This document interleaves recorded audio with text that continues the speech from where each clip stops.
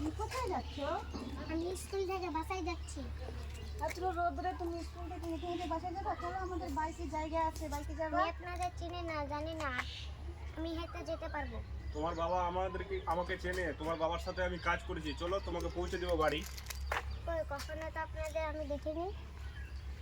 আরে বাবু, তোমার আম্মু আমাকে ফোন করেছে, তোমার মামু অনেক অসুস্থ, স্যারকে বলে পাঠিয়েছে তোমাকে নিয়ে আসতে। আমার বাড়ির লোক যদি অসুস্থ থাকে, আমার আই কার্ড, আমার বাড়ির নাম্বার আছে, নাম্বার থেকে আমার আব্বুকে ফোন করে বললাম।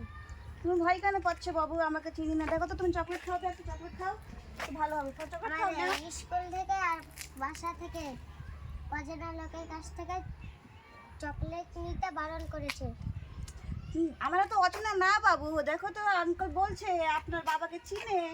আপনি এত কথা কেন কেন বলছেন? আমি চিৎকার করে কিন্তু লোককে ডাকবো।